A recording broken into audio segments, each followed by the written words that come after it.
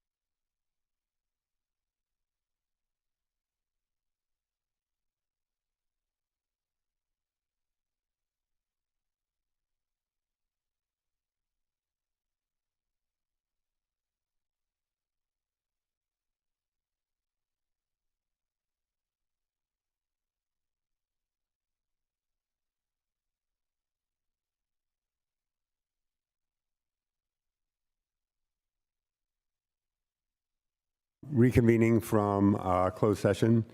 In closed session, the board took action to approve a termination agreement with an employee. We are going to go back into closed session at the end of open session. So reconvening to open session, can we have a roll call, please? I guess I should do that first. Student trustee Chodok. Here. Student trustee Shepard. Here. Trustee Boyd. Here. Trustee Hopwood. Here. Vice President Inglis. Here. President Mahoney. Here. Superintendent Stone. Here. Thank you. And now for those of you who would like to join in saying the Pledge of Allegiance.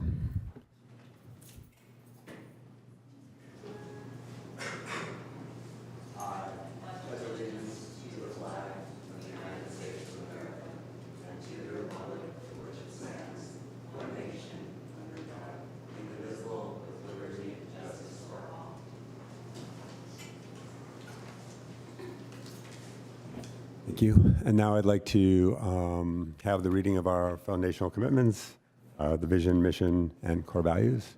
Student trustees. AUSD vision. Each and every student is empowered to realize their fullest potential, ready to lead, contribute, and thrive in an ever-changing world through the support of a diverse, engaged, and committed community. Mission. Albany Unified School District provides an excellent public education that empowers every student to achieve their fullest potential. We honor the unique ways students learn and are committed to creating inclusive, supportive, and collaborative learning environments. By valuing individual strengths, celebrating differences, and fostering critical thinking, we ensure that every student is prepared to contribute to a just and joyful world and thrive as productive members of society. Core values. We believe in equity and excellence. Every student deserves access to high-quality, rigorous, and inclusive learning experiences that honor their potential and ensure they are prepared to thrive. We believe in student-centered learning.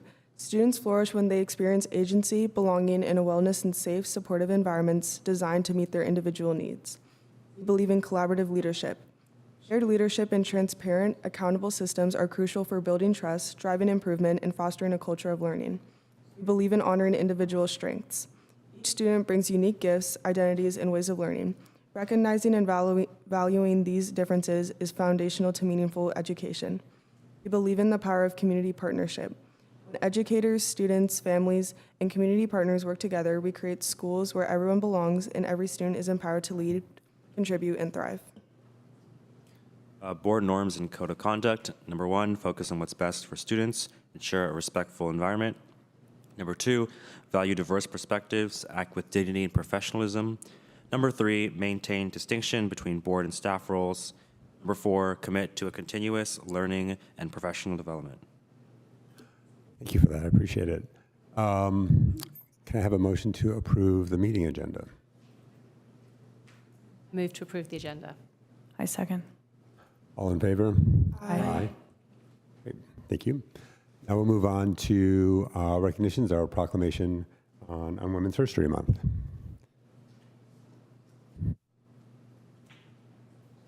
Proclamation number 2025-26-04, recognizing March 2026 as Women's History Month. As women of every race, class, and ethnic background have risen to the challenges of our time with skill, knowledge, strength, resolve, and resilience, often filling critical gaps both inside and outside the home to ensure that those around them have what they need to thrive. And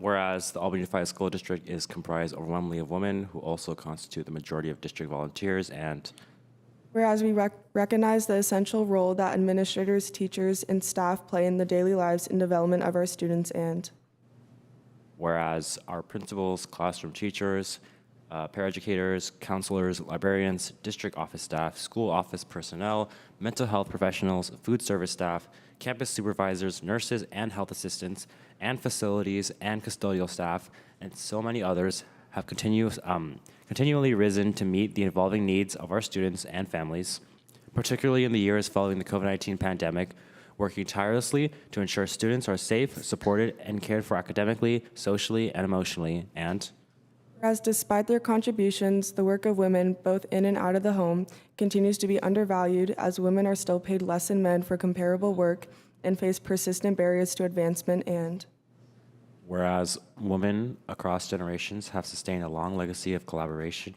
advocacy, and leadership in pursuit of equity and justice within schools and communities, strengthening the collective well-being of all. And whereas the 2026 National Women's History theme designated by the National Women's History Alliance is, quote, leading the change, women shaping a sustainable future, end quote, recognizing the leadership of women, especially those of marginalized communities who are advancing lasting solutions to environmental, economic, educational, and social justice changes, and building resilient systems that sustain both people and the planet for generations to come.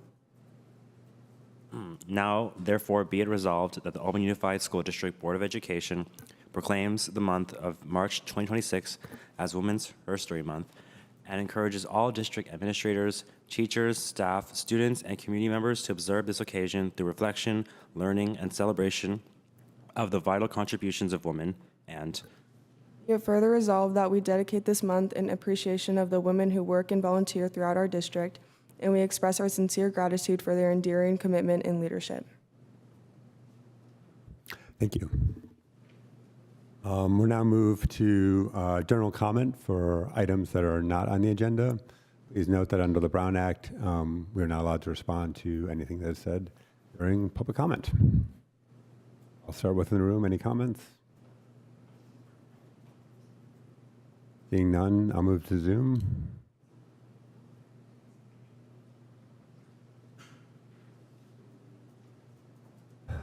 Seeing none, we'll move on to our reports, and starting with our student board members. We don't have a report. Okay. I'd now like to invite our labor partners for any reports they may have.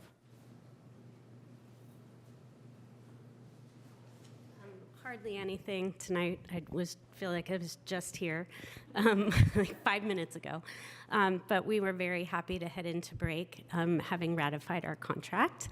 And we all enjoyed a week off, which was a wonderful break for everybody. And we're all just really thinking about our members, our temporary members especially, that are in this place of the unknown about their positions next year. So we're offering them a lot of support. But that's it for tonight. Thank you. Any other labor reports?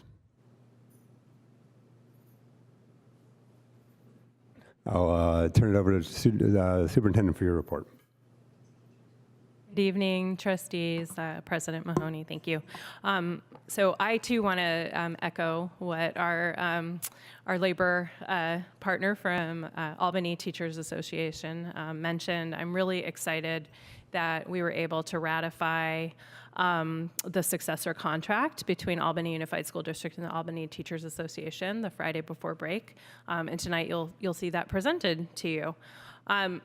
This ratified agreement reflects months of thoughtful dialogue and sustained engagement. It includes a 2% salary increase, more preparation time for specials and other teachers, and it also updates class sizes so that it really actually translates to us at this moment being able to provide additional counseling support for middle school students. Together, these elements represent a balanced and responsible agreement that honors our educators, protects our district's long-term fiscal stability, and centers our students' needs. I just want to note that collective bargaining is super complex and at times very difficult and very emotional work, and it asks us to hold multiple responsibilities at once. Fiscal stewardship, long-term stability, fairness to employees, and an unwavering commitment to students. And it also requires a lot of patience, clarity, and willingness to stay in the conversation even when there's tension. I want to express my deep appreciation to the labor partners for their engagement throughout the process. It's not about winners and losers, and I feel very honored that they were willing to work through deep complexity with us in service of something that's larger than any one group of people. I also want to name something directly. We know that our staff deserves more. They deserve competitive compensation, strong benefits, and working conditions that reflect the complexity and importance of the work that they do every single day. They do very hard work. And the limitation we face is not a lack of appreciation. It's a structural reality of how public schools are funded in California. I appreciated at our last board meeting, President Mahoney mentioned this framing around abundance rather than scarcity. And I think it really matters. I want to quote one of my favorite authors, Margaret Wheatley, who says that in a living system, money is not the only form of abundance. So I want us to keep in mind that while we are looking at dollars and cents, and money is very scarce, we also have a tremendous amount of abundance in this community, and the people in this community really make up that abundance. And I think an abundance mindset challenges us to move beyond fear-based thinking towards being more collective and looking at possibility. It invites us not only to think about how we divide limited resources, but how do we work together to expand opportunities and to advocate for more resources, for stronger funding, and to build systems where the negotiations don't feel like a zero-sum game, where we're exercising this futile experience of, as I've said many times, we have $1, how are we dividing that dollar? I wish we had 2. I wish we had 100. How about 1,000,000? We need more money. And so I really want us to think about that as we move forward. I don't want our bargaining to be this constrained in the future. I want us to work together, if we can, to advocate for state-level funding that's stronger and more equitable for our kids, because that's what it's really actually about. They deserve that. If we can grow the pie, then we'll have more for everybody. The strength in any one organization is the quality of the relationships and the principles that we choose to lead with. Whether we are focused on this idea of abundance or scarcity actually matters. And so as we move forward and as we think about how we're going to continue to partner and improve, I really want to encourage that we work together, and I'm very committed to this, to building trust and shared purpose, so that we can together think about this sense of possibility, what's possible, and how can we get together and start to advocate together for more funding. As superintendent, I always hold a dual commitment. First and always, I center our kids, our students, their safety, their learning, their belonging, and their long-term success. And every decision we make has to move us closer to providing equitable, rigorous, and inclusive education for every child. And at the same time, I am deeply committed to ensuring that our staff feel valued and supported and respected in the demanding work. And students thrive, we know this, when the adults around them are supported and able to do their best work. I'm going to quote one of my other favorite authors and educators. Dr. Bettina Love writes, and this is going to probably make me cry, so I'm going to try not to. Justice is what love looks like in public. In our district, that means building systems that are fair, transparent, and sustainable, and it means honoring the labor of our staff while safeguarding the organization's long-term health so that we can serve our students not only for today, but for generations to come. So I just want to say again, the ratification of this tentative agreement reflects really strong effort, and I believe what justice is, which is what love looks like in public. It's not just enough yet, though. And I don't take that lightly. I'm genuinely grateful for the work that it required on all sides, and I know that we're not at the finish line yet. It's a step forward toward a longer journey, and I think it's one that's built in grounding around trust, keeping students at the center, and continuing to work together so that we have a future where our public schools are resourced and supported in a way that reflects the true value of our students. Thank you. Here. Thank you for that. I'll make the awkward transition to board committee reports. Trustee Boyd, do you have a board committee report? Yes, I do. I just will talk briefly about attending the Special Education Advisory Committee meeting where we did a budget town hall. And that was a really wonderful discussion. We talked about professional development that's being provided, how money comes into the district and what we spend it on. We looked at data and saw areas in which our students are performing even better than they have in the past and celebrated that. At the same time, looking at areas where our students are still challenged and needing more support, and recognizing our commitment to supporting our students the best that we can going forward and continuing to improve that. We also looked at our facilities and talked about priorities for areas where we want to improve. So it was a really great discussion. Appreciated the committee members who attended and our administrators and our superintendent for leading that discussion, and was happy to be there. Thank you. Trustee Hopwood? Well, I'm on the same committee as Melissa, so I'm not going to repeat what she said, but I did enjoy the opportunity to attend that special education budget town hall meeting and talk about ways that we could prioritise resources for our underserved students. And I think the next meeting is the 12th of March, so looking forward to that. And then I have this week on Thursday is the next instructional leadership team, which I'm Thank you. Vice President Inglis? Yes. I attended my first facilities council meeting, which was very interesting. The planning was last night, and we reviewed options per site that the consulting firm put together that was focused on, or that was supported by our facility goals and our guiding principles. The team is going to take those plans out to various schools and school sites and community groups to get additional feedback. There's also a website, and I saw that it recently came out out to everybody, but it is a really great website. It includes current conditions for each site, guiding principles, some of the presentations, and an opportunity to give feedback. So I encourage you guys all to take a look and attend any of the community meetings to give feedback or look on the website. Thank you.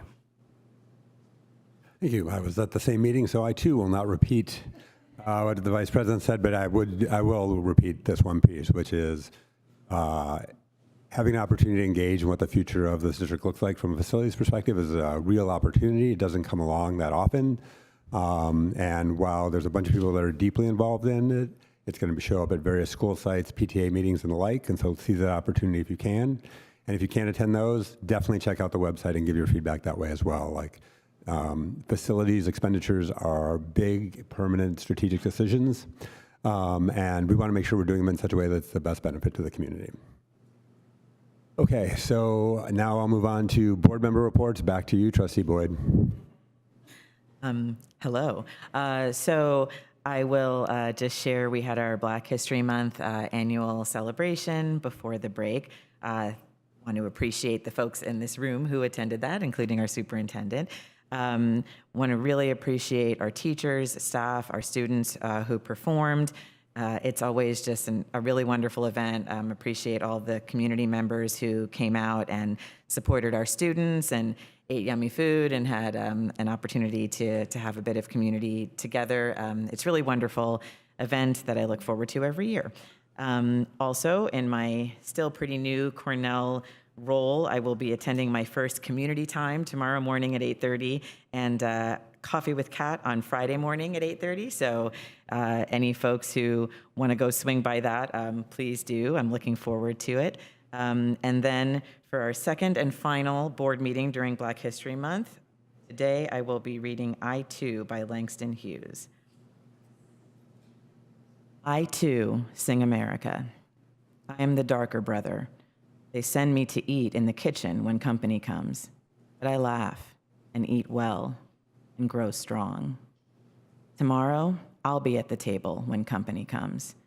Nobody'll dare say to me, eat in the kitchen then. Besides, they'll see how beautiful I am and be ashamed. I too am America. Lovely as usual. And congratulations, Trustee Hopwood. You have the ability to go next. It did occur to me, actually, with Trustee Khan not being here, that I follow Trustee Boyd. But that was a beautiful poem. And I also attended Black History Month celebration, at least half of it, and it was really well attended and underscored the need for larger performing arts space in our district, because I stood at the back. It's fine, I enjoyed it. I loved Trustee Boyd's singing the Black National Anthem too, so it was a treat. And what else for me? So Marin Morning and Coffee with the Principal is next Wednesday, the 4th of March at 8:30, and that evening will be the PTA meeting, which I'm looking forward to. I had the opportunity to meet with Director Reed at the Albany Children's Centre a couple of weeks ago to learn a bit more about the community there. And they don't have any events coming up until April. But yeah, that's everything for me. Vice President Inglis. Yes. So I attended my first site council meeting ever, and my first one at AMS. I've actually never been to one, so I was very impressed. They reviewed the preliminary site budget and approved it, and reviewed all of their goals and progress to date. So it was impressive how knowledgeable everybody in the room was. So that was great. On March 5th, the AMS PTA is having a parent ed night that will talk about how to prepare 8th graders going into high school. So if you do have an 8th grader, that is will be a great event to attend. And on March 13th, it is the Night of Magic, formerly Harry Potter Night, put on by the AMS librarian, Ms. Perez, and it'll be an evening of treats and activities.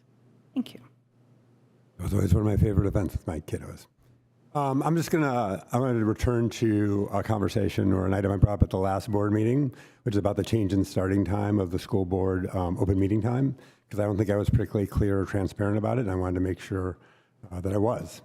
We've got a student board member that has encountered an educational conflict that will not allow them to attend at 6 p.m. They've tried to move the conflict, but to no avail. Moving the meeting time to 7 p.m., while it's an inconvenience to some, it allows us to get the student input and engagement that I think is important for this board. And I apologize I was not more clear about this at the prior meeting, and we're going to try this going forward until the conflict no longer exists. I appreciate everyone's patience and understanding to all involved. Okay, now we're going to move on to a couple of public hearings.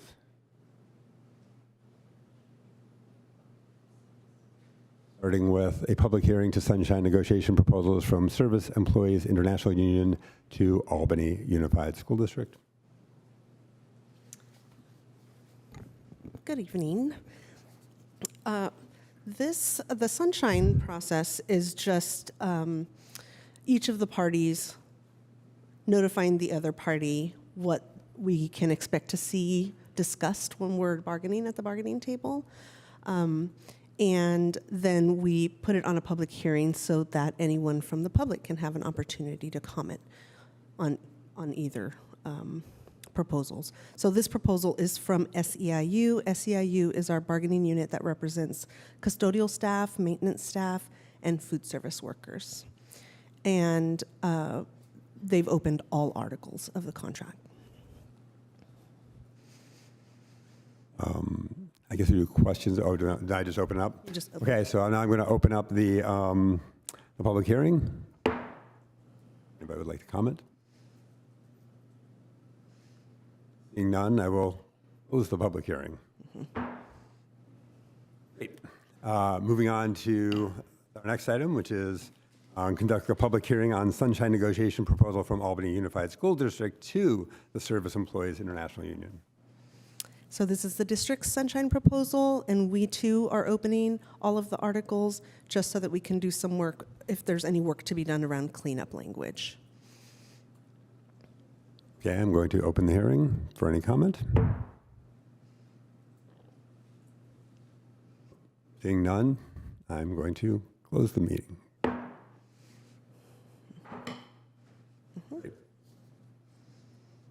Thank you. Now we're moving on to review and action.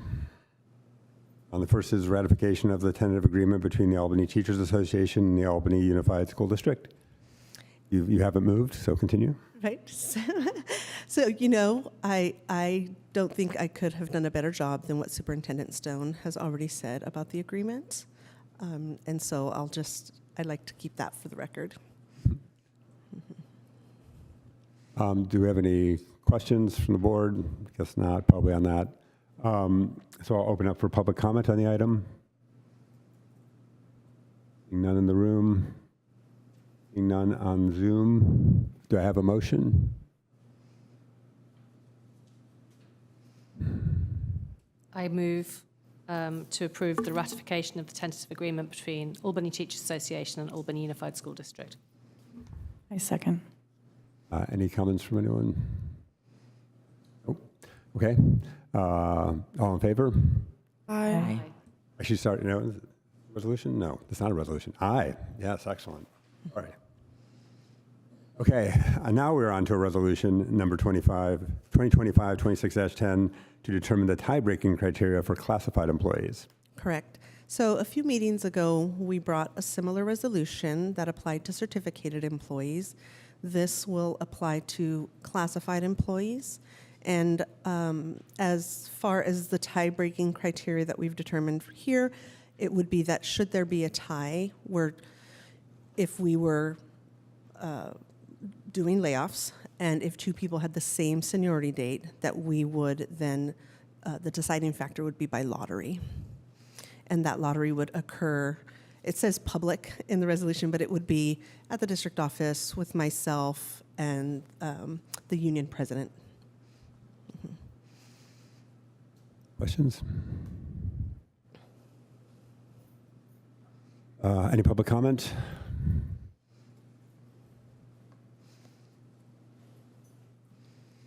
Right, you've got 2 minutes. Hi, yes. John Paulding, president of the classified union members.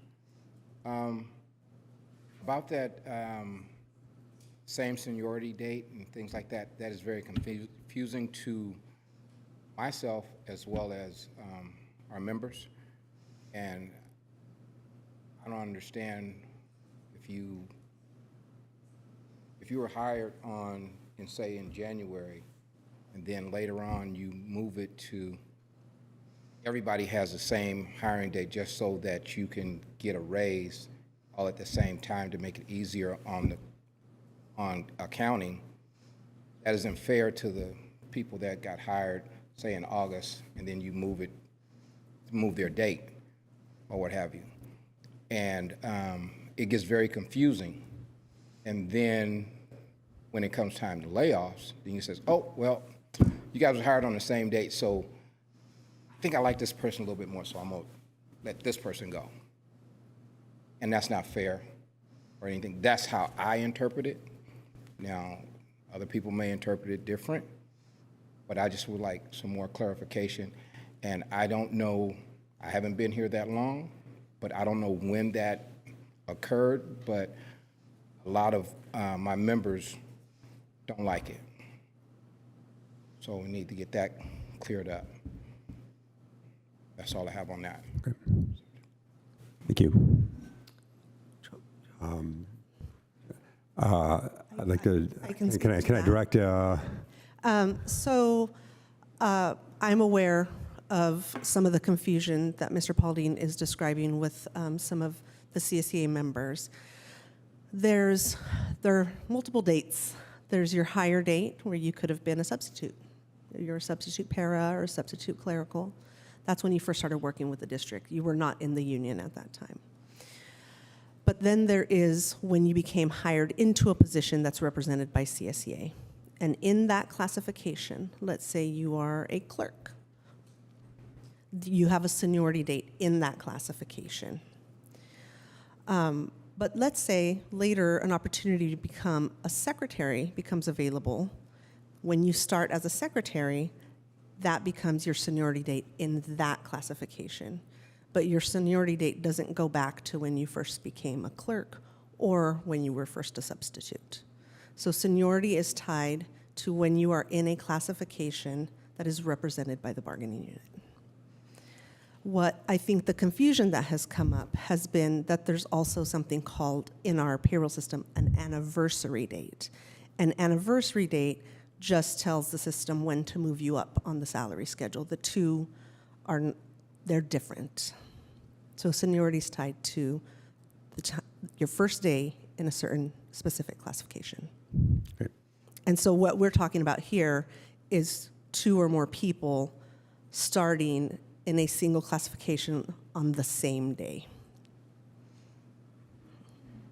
Okay, I've got another comment from Zoom. Let me get that going. Allowed to talk. Go ahead.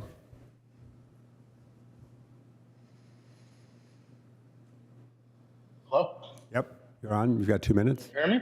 Yep, you've got 2 minutes. All right. I can't hear. Let me. You there? Can you hear me now? Yep, we can hear you. Go ahead. Oh, okay. I'm sorry. Everything was fine until I got unmuted. So,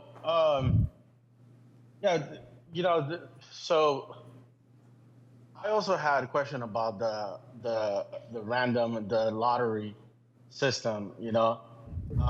Experiences are different, specialized skills are different, performance are different, training or certification, contribution to the school community.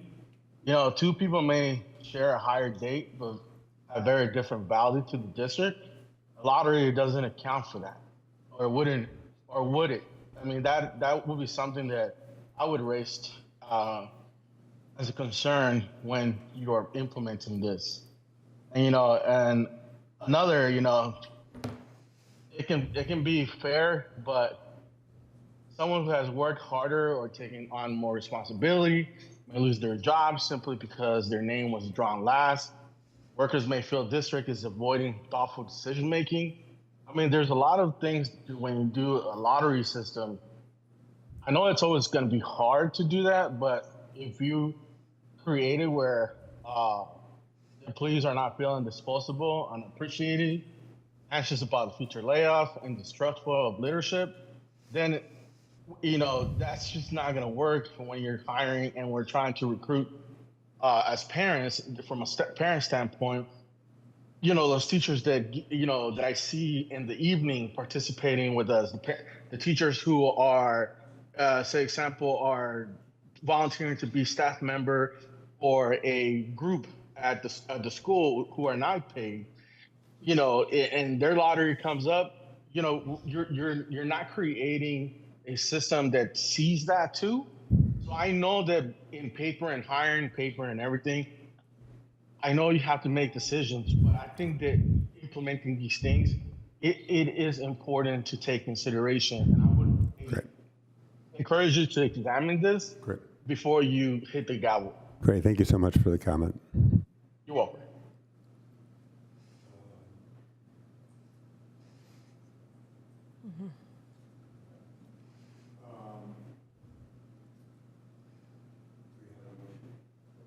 Do we have a motion?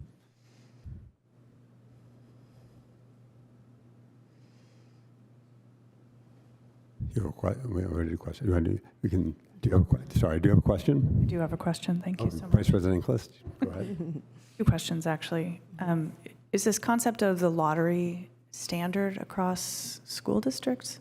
For classified, yes. And it only happens when they're hired on the exact same date? Correct. My second question is, if somebody's been in the district for 8 years, right? They start as a clerk, like the example, they get promoted to secretary. Somebody else starts as a secretary, but they've only been in the district for 2 years. Their start date as a secretary was first. Does that first person lose that 8 years of seniority? If they're both now, is that what you're saying? There's a layoff between secretaries? They don't have 8 years of seniority. They only have 1 year of seniority in your example as a secretary. Correct. They have 8 years of experience in the district. Correct. And their 1 year of seniority with the secretary, as a secretary, would they would be the least senior than over the person who has 2 years. Yes. Yes. Is that also standard? Because that doesn't take into account the 8 years of commitment to the district. It's a California Education Code. Thank you. Other questions?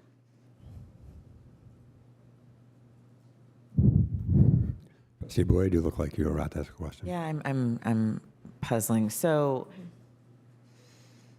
in the situation where we need to lay off one secretary, and there are two people who have the same seniority date as secretaries, but one of them's been doing a much better job, does that not go into account, or is it like, yeah, you're not in the pool of people who could potentially be laid off because there was a sort of a, an assessment of like how you were doing as a part of it? So when we are conducting a layoff, the impacted personnel would be considered permanent employees.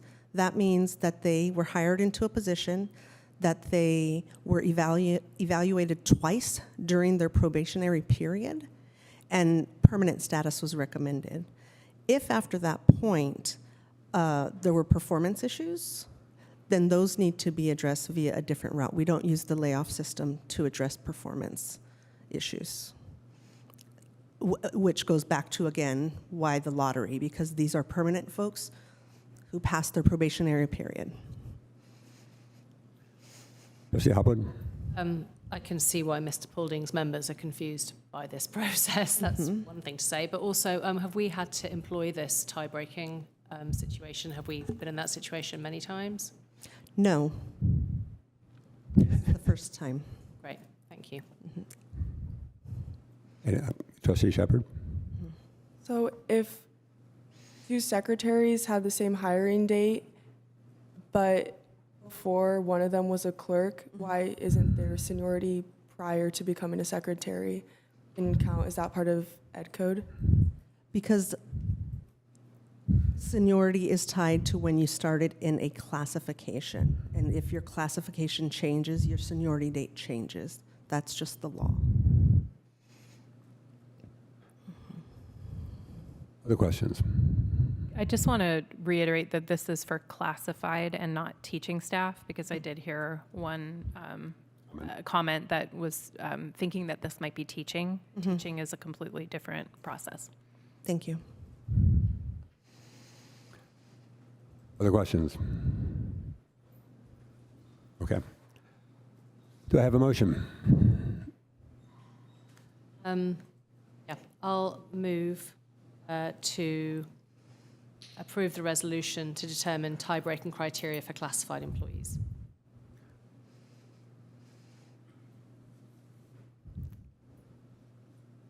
I'll second the motion. This is a resolution, so we have to do a roll call. Student trustees are recused from this, correct? Excuse me. I think just a trustee. What? Just trustees. No. Okay. Trustee Boyd? Yes. Trustee Hopwood? Yes. Vice President Inglis? Yes. President Mahoney? Yes. Okay, the motion passes. Now we'll move on to Resolution 2025-2611, reduction of classified services.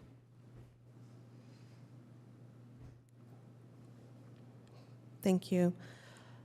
So we're bringing this resolution forward to reduce. Can we scroll down a little bit, please?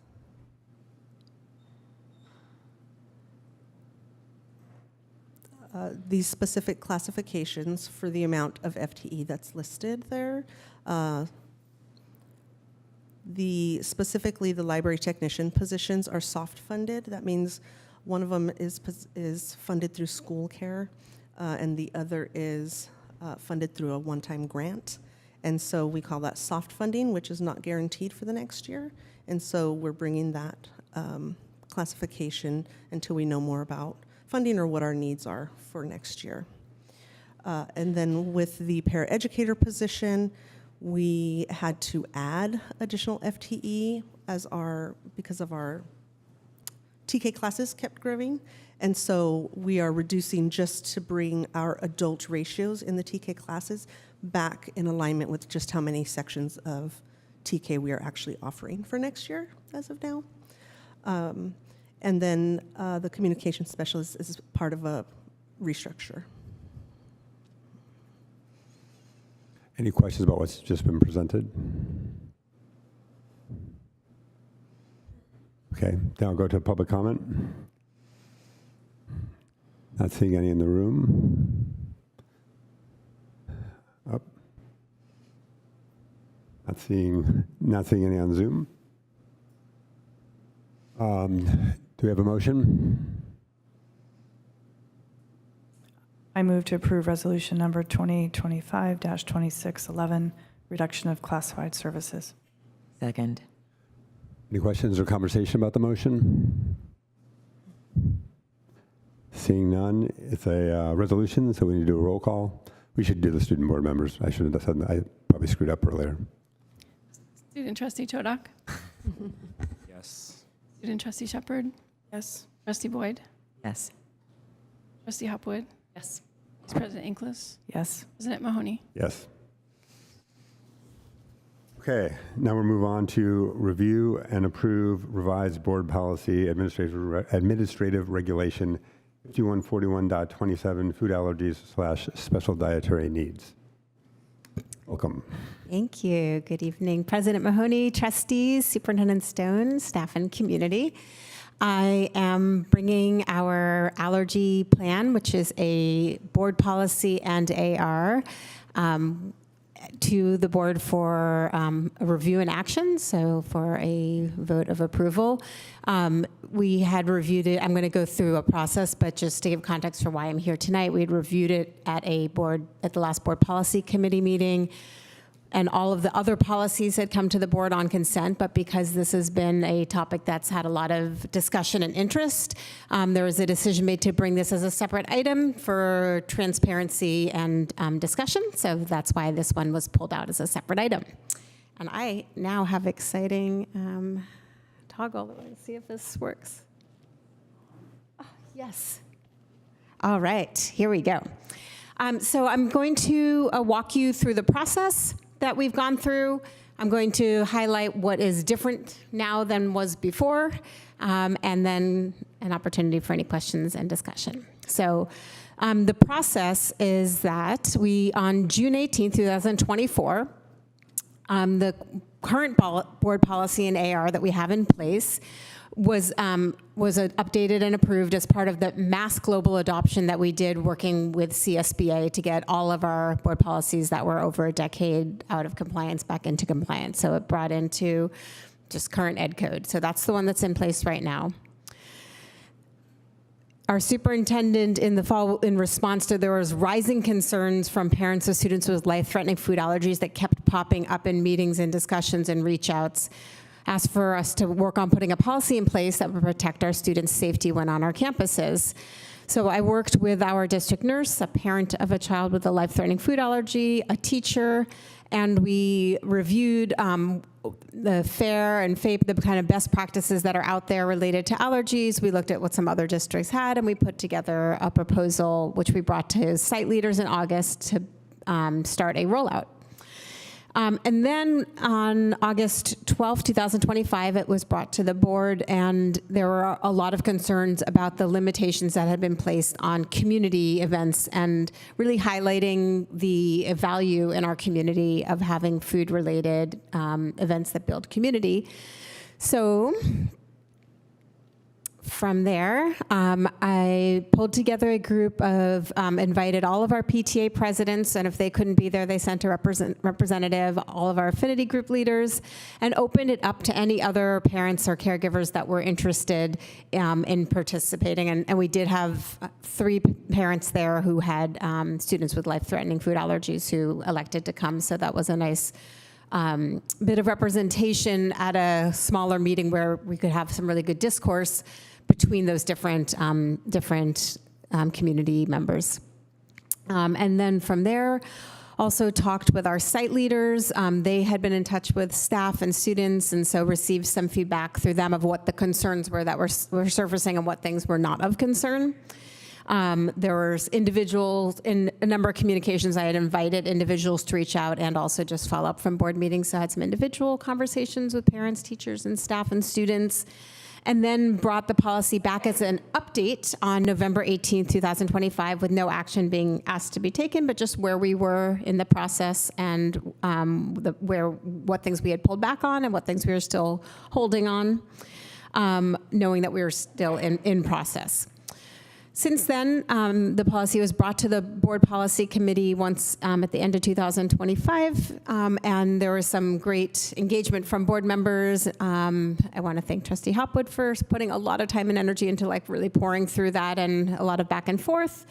Then brought it back on February 5th to our Board Policy Committee. It was approved there. And again, like I had said, the discussion was then, let's bring it to a public board meeting so that there can be an opportunity for any further discussion, since it's been such an important topic that people have engaged with. So that's the process. That's what we're here for. I do want to just take just a brief moment to just sort of ground us on where this is coming from and why this work was so important. Food allergies are a growing health concern in schools, and I go to these student services meetings at Alameda County Office of Education with representatives from all over Alameda County, and this is something that is coming up across the board as a discussion, and people will be like, what are you doing? What are you doing? How are we going to manage this? So just, for context, exposure to peanuts or tree nuts can cause life-threatening allergic reactions, anaphylaxis. Obviously, not just those, but those are coming up as one of the main ones. I'll give a statistic here in a moment. And schools have a responsibility to reduce risk for students where we can and protect their safety. So here's just some quick facts. About 8% of U.S. children have at least one life-threatening food allergy, about 2 per classroom. Peanuts and tree nuts are among the most common causes of severe allergic reactions in children. More than 40% of children with food allergies have experienced a severe reaction, and 15 to 25% of allergic reactions in children occur at school. About 20 to 25% of first-time severe allergic anaphylactic reactions in children occur in a school setting, meaning that they often didn't know that the child had a life-threatening allergy until they had that reaction at school. And that avoidance of allergens is currently the only effective prevention, right? Not reduction of risk, but prevention. And so in terms of the nut-free policy and why we had moved to that is to reduce accidental exposure to allergens, to protect students with life-threatening allergies, knowing that's one of the main allergens that causes really severe life-threatening anaphylaxis. Also, just to say that in terms of lowering anxiety for students and families and staff, I will just say, especially for our elementary parents, but I will say just for all parents who have a kid with a life-threatening allergy, in my meetings with them, what I really get is a lot of legitimate anxiety. Like, you're sending your kid off to school, and what if they are in a situation and they eat something and they go into anaphylactic shock and, something really bad happens, right? And so that's a lot to hold, and you're sending, I think in general, we take that seriously of parents entrusting their kids in our care, and we want to keep them safe in all of the different ways, and this is one of those ways. And also just promoting inclusion and shared responsibility, that there's a lot, no matter what we do, there's a lot that's individually put on the students and families of kids who have life-threatening allergies that they have to hold themselves. And like everything, we try to look at a shared responsibility for how do we include all of our families, and this is just one of those pieces that we can consider.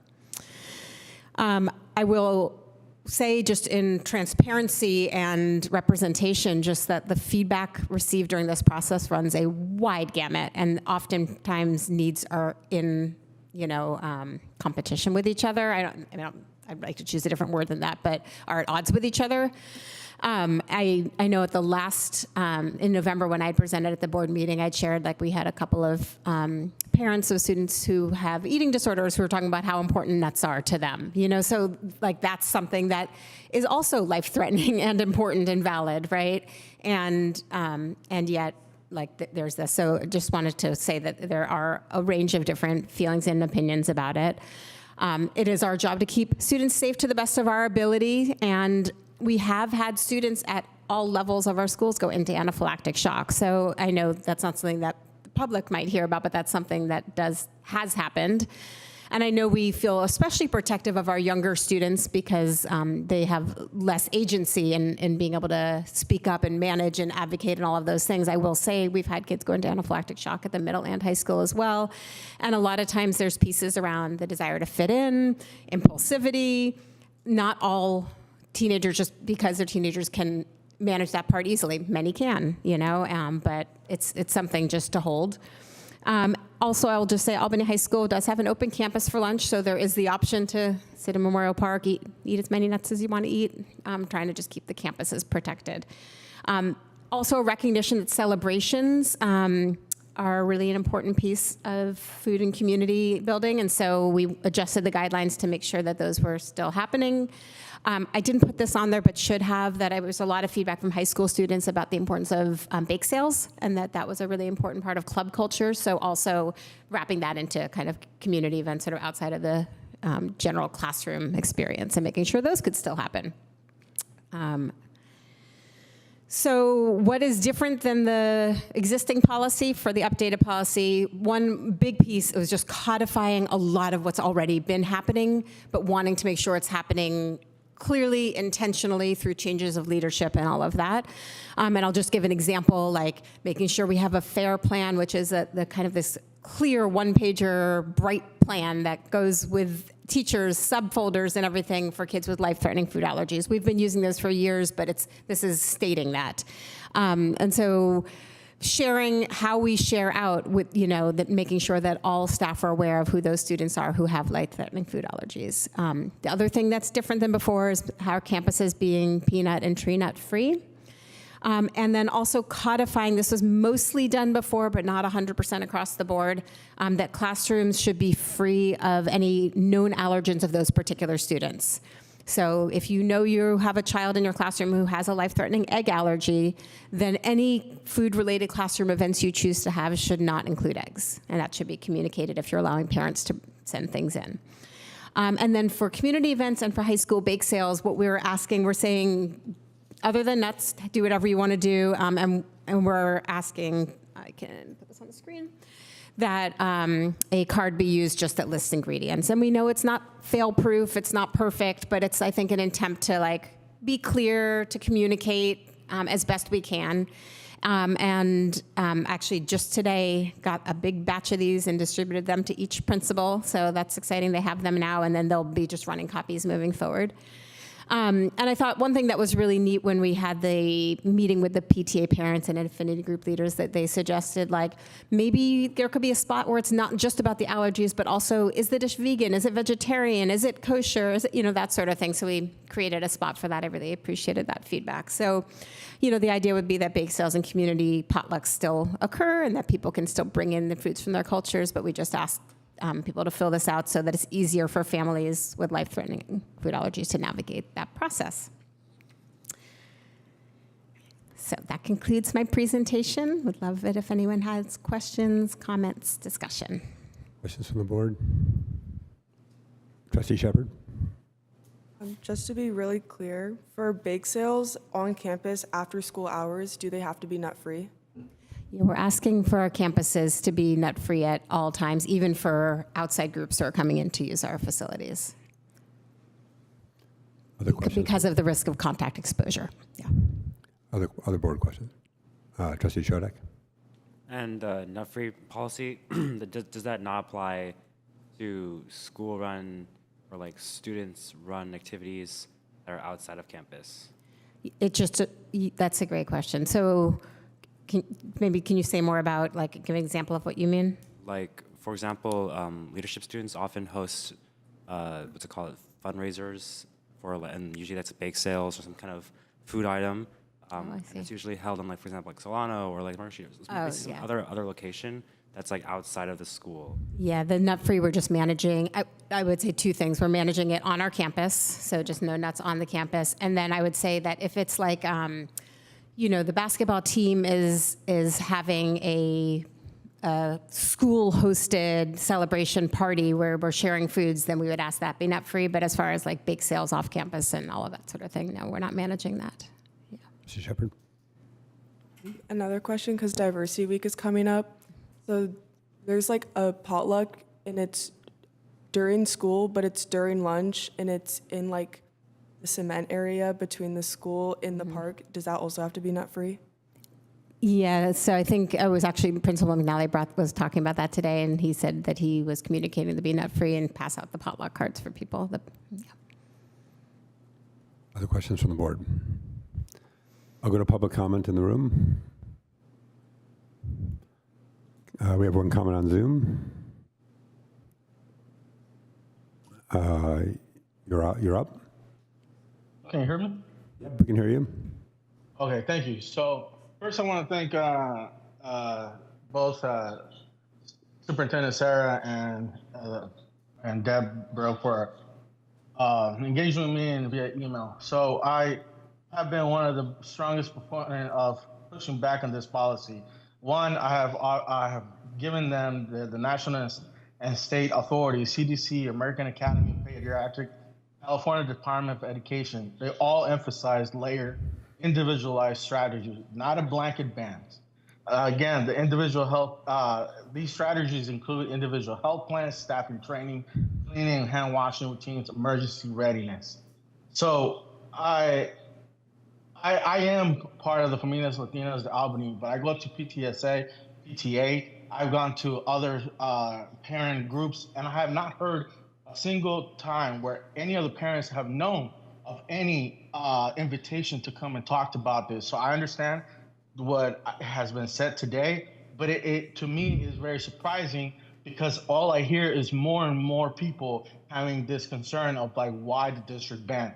We have many students in AUSD. I would like to know the evidence base that we are basing this is. I was giving a few facts in an attachment, but I want to know what the AUSD districts is. How many students had that problem? You know, can we provide them a more safe area?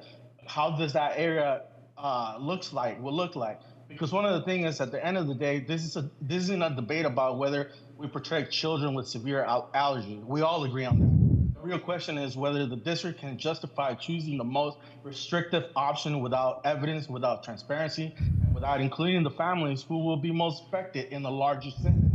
We've had time since last year to now, and there hasn't been a very big public hearing about this, and I would love to see that more. Great. And we restricted. Great. I see the time. I appreciate your passion. Thank you. Thank you for your comment. No problem. Okay. Trustee Hopwood. I just want to say how much I appreciate the process. I think it's been completely transparent. I'm a former policy committee member. We have talked about this at length at meetings which were open to members of the public to come and voice concerns. I think this is been an awful lot of collaboration, community outreach, and I think this is just a great solution to keeping kids as safe as we can and to making sure that children with these allergies are included in all aspects of school life. So I really appreciate it. Thank you. Thank you. Trustee Boyd. And I just wanted to say thank you for the scope of your presentation. I appreciated having the full history of the process and also the full discussion of where different views are coming from and the different, ages of students who are impacted. And, I just thought that it was very complete and thorough, answered some questions I had originally had when I was a new member of the policy committee. And so thank you for covering everything in such a wide-ranging way. Thank you. The feedback from the board policy committee was helpful for steering that. Appreciate it. Trustee Chodak. Sorry. I'm curious about the methods by which the discussions were advertised. Kind of addressing the public comment from earlier. The meetings can be public, but it doesn't mean that people are aware of it. So I'm just kind of curious about how it was advertised and how the word got around essentially for the meetings. Yeah, thank you for the question. So primarily, when we held the initial community meeting, it was, I emailed specifically all of the PTA leaders and affinity group leaders on one thread, and then posted it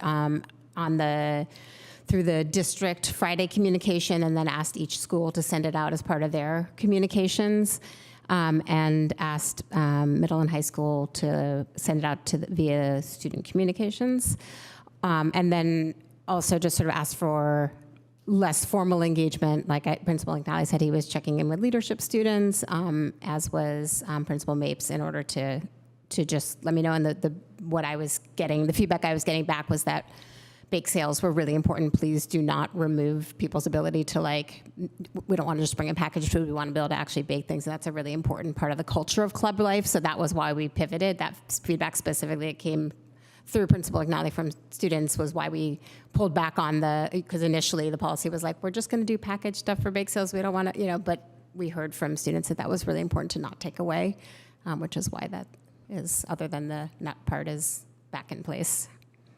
Yeah. One comment I wanted to make is, so one of the things I appreciate about the policy is, back when my kids were littles, so to speak, and they were in kindergarten, what have you, parents had to come and advocate at back to school night and basically say, hey, everybody, my kid's got an allergy. Make sure you don't do anything to put my kid at risk. Right. And I think from a school district perspective, I think we have the responsibility to create a space. Mm-hmm. I don't think we should put that burden on parents to have to go and advocate to make the school space safe. And so Thank you. I think this is a really hard subject. I get it. Where do you draw the line? But that's at least the orientation that I've kind of taken away and sort of I'm trying to have as I kind of think about this space. Thank you. And I'll add one piece of just like a previous practice across districts also, and our district as well. I know it was true when my kids were in elementary, there was a separate table for kids who had nut allergies. If you have a nut allergy, you go sit over there, which is not how we do things nowadays, and we don't want that for kids. We want everyone to feel safe with their peers. So. Any other comments or questions from the board? I also want to address, again, public comment. I think that there might be a misunderstanding. We're not talking about just a handful of kids across a couple of different classrooms. We're talking, I think statistically, we have at least one in every classroom, if not more. And so I think 2. Yeah, average of 2. So I think when we're thinking about keeping our students safe and not feeling excluded and having a sense of care and belonging, this is one of the things we can do. Any other board comments? Do I have a motion? Yeah, I move to approve the revised board policy / administrative regulation 5141.27, food allergies, special dietary needs. A second. All in favor? Aye. Against? Motion passes. Thank you. Thank you. Now we're moving on to, appoint a board member to evaluate youth voting feasibility and considerations on behalf of Albany Unified School District. I'm presenting this one. Here's a little deck I put together. Okay. Next slide. Okay, so I'm a big fan of executive summary. So back in 2024, Albany voters passed Measure V, supported youth voting in municipal and school board elections for 16 and 17-year-olds. It should be noted that despite what I thought up until about a month and a half ago, passage of Measure V does not automatically implement youth voting.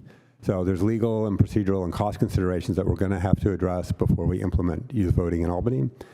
And we need to designate someone from a responsibility perspective to research a lot of these outstanding questions, and then we'll probably eventually bring forward recommendations before the board so we can take formal action. Next slide. A little youth voting history for those of you who are historians, and also gives a little bit of context too on how this has played out in other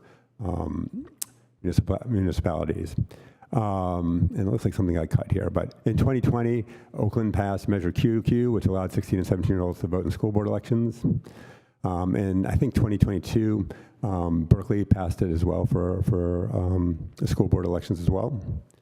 And then in 2024, in March, this school board adopted the resolution 2023-24-15 to extend rights to 16 and 17-year-olds in local elections. It should be noted that this was passed in 2024, in November of 2024. The Alameda County Register of Voters ran the first elections where 16 and 17-year-olds were allowed to vote in Berkeley and Oakland school board elections. It should be noted that it seemed like they had good turnout and everything seemed to run according to plan. Next slide. For those of you who don't remember, this is the actual language of Measure V. It passed by nearly 2-to-1, so about a little over 64% of voters in Albany voted that 16 and 17-year-old voters should be allowed to vote in both city council and school board elections. And you'll notice that there's some language here around being cost effective and feasible. And that's part of what the work that I think needs to be done. Next slide.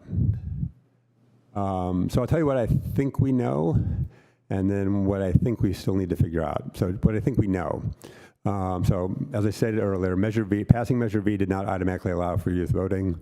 I sillily thought that in this upcoming election, there would be a lot of campaigning at the high school, but we've got to do some work before that actually is going to happen.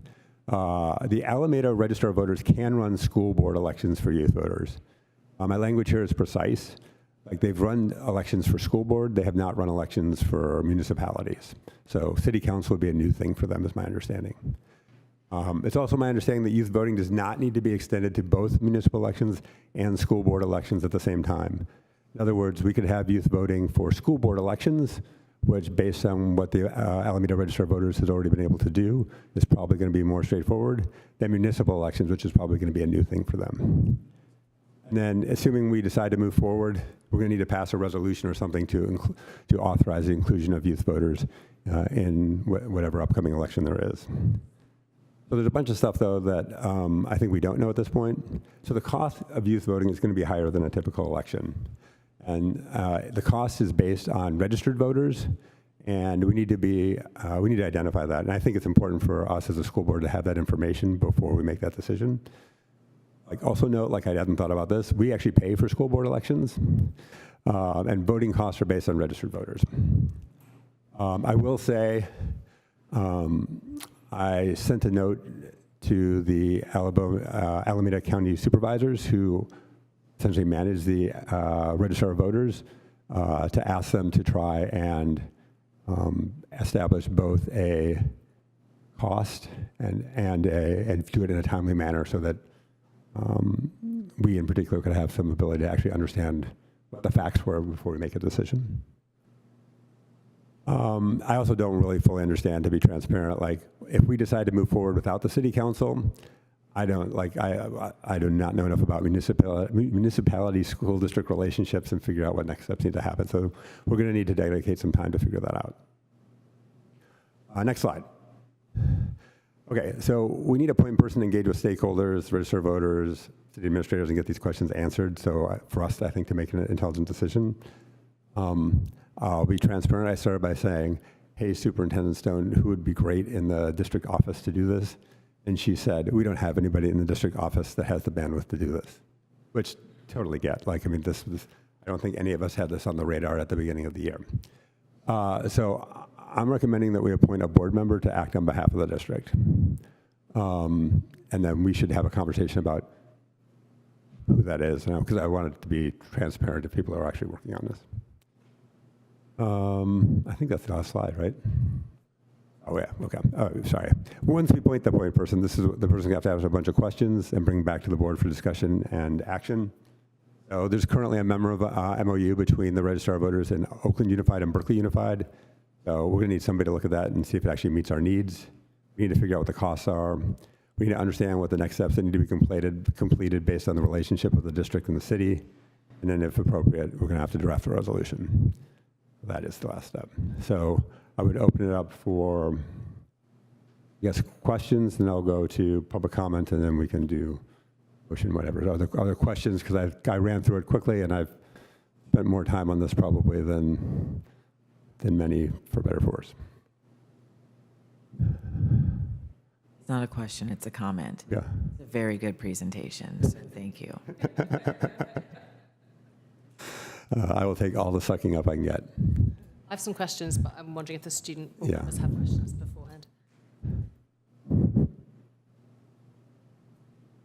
Seeing, Trustee Shepherd makes a late push for the buzzer. Go ahead. I'm sorry if you said this, but I'm a little confused about what exactly to allow the board to make a decision, like the exact decision. Yeah, sure. So we need to make a decision whether or not we allow youth voting. So voters voted for it, but it's there in that measure. There's caveats around feasibility and cost and what have you. So we as a board then need to say, okay, great, we're comfortable going forward with it as is, or with this cost, or whatever it may be.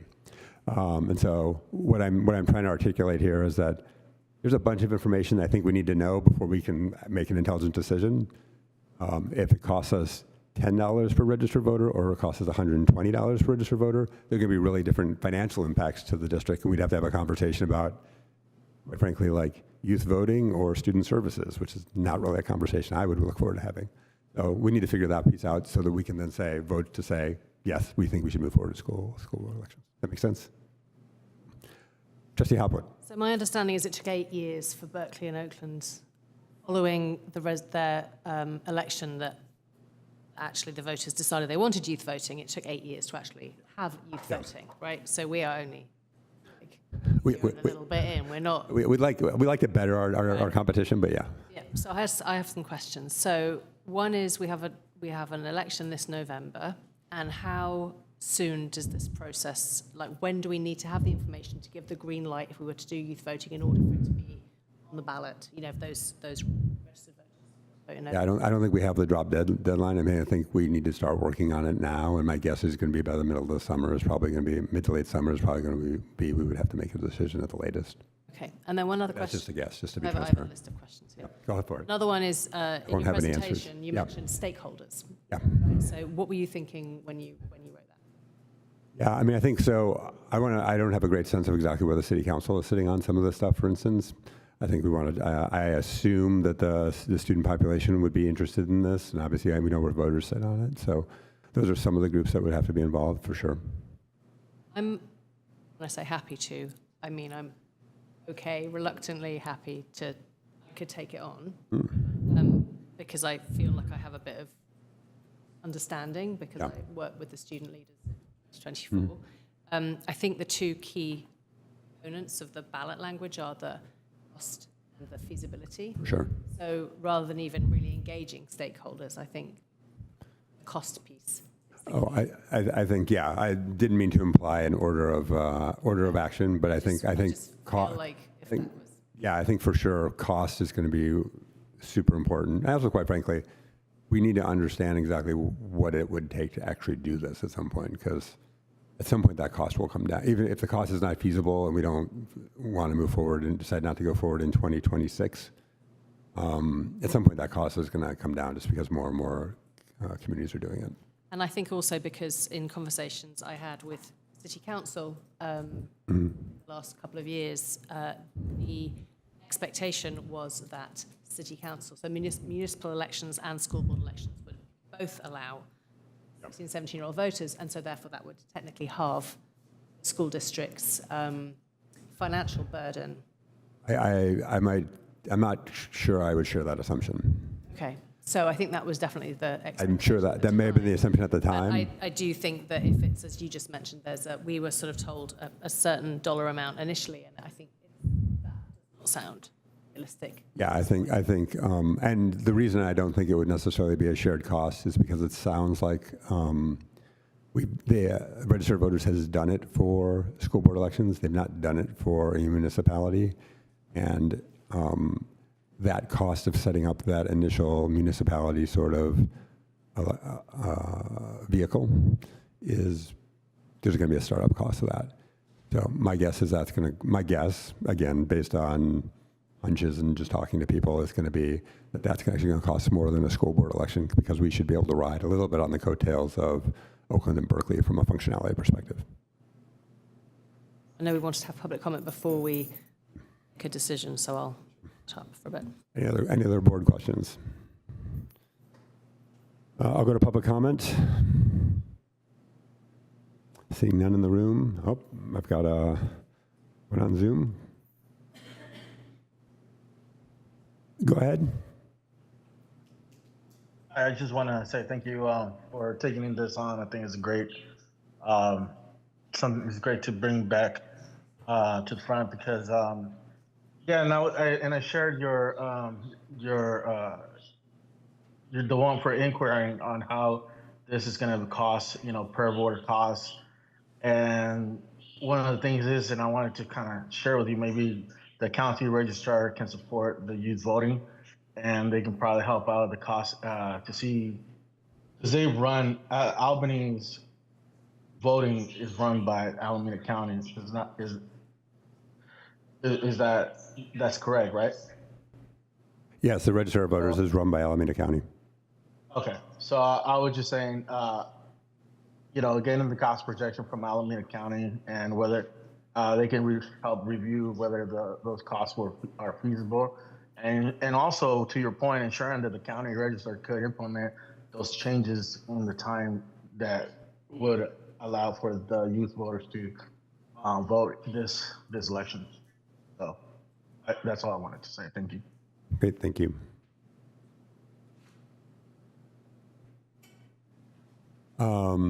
Yeah, so just to reiterate, the Register of Voters is run by Alameda County.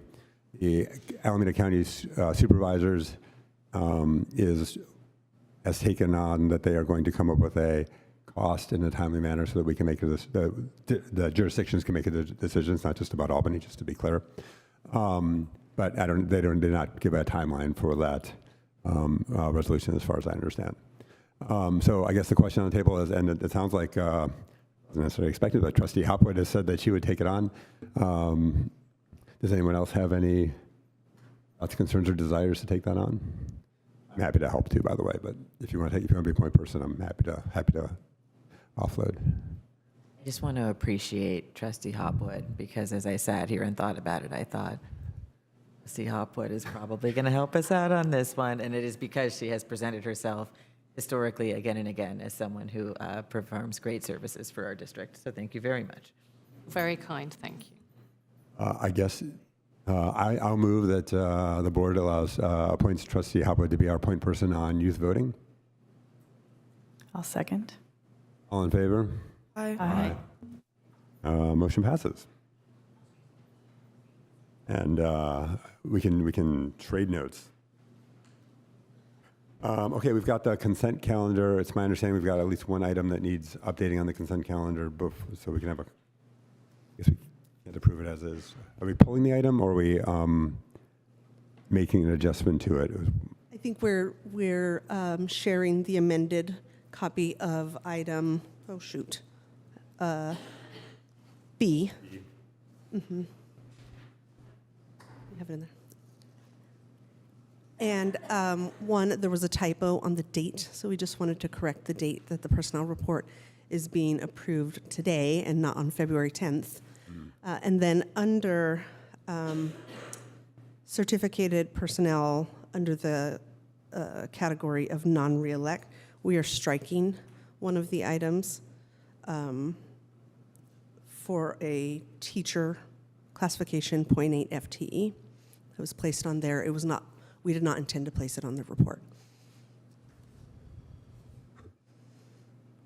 Okay, so do we have a motion to approve the consent calendar with the amended item B? I think that's what we're asking. Is that correct? Move to. Oh, Trustee Chodak. Do you want to pull an item? Do you want to pull an item, or do you want to? Okay. So I just had a question about, two questions, kind of out of curiosity. For item D, what happens to items that go out of service? I'm just curious about that one first. What does the district do with them, essentially? What do you do with the old laptops? Oh, the old laptops, there's an e-waste process. So they're given back, I think, to the vendor who we originally bought them from for them to dispose of. Mm-hmm. I assume they recycle them, Recycle. Yeah. knowing the vendor that we buy them from. And then for item E, I was just curious about if there's more information about what kind of servers they are, because it just says to support reliable district operations, and that's kind of vague. As luck would have it, we have our Director of Technology here who can speak to that.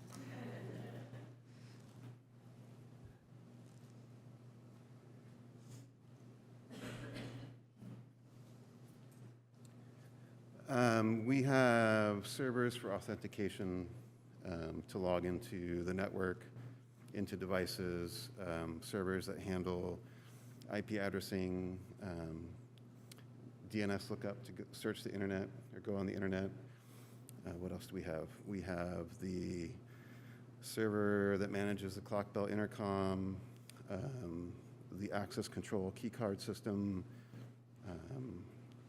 a provisioning server that automatically provisions all the user accounts, and some other servers as well. So are all those being updated, or is it just like which one is specifically being upgraded? It's a virtualized environment, so we have a couple of physical servers, and all those servers run virtually on the physical servers. Yeah. So the physical servers are being upgraded. Yeah. Great. Did anyone else want to pull anything from the consent calendar? Do I have a motion to approve the consent calendar with the amended item B? I move to approve the consent calendar with amended item B. Second. All in favor? Aye. Opposed? Passes. Great. Okay. Future items? Any future topics?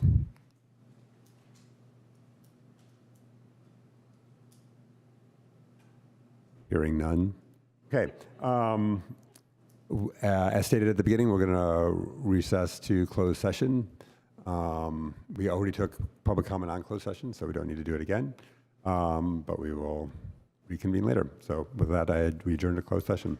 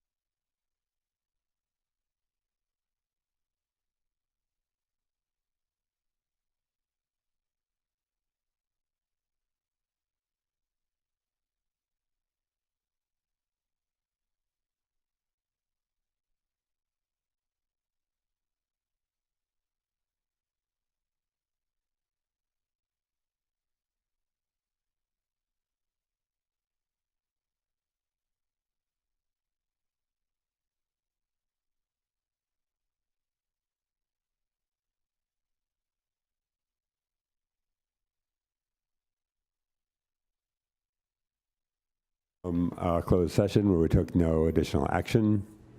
So I'm going to move to adjourn this meeting at 9:17 p.m. I move to adjourn. Second. All in favor? Yes. Adjourned. Yes. Thank you.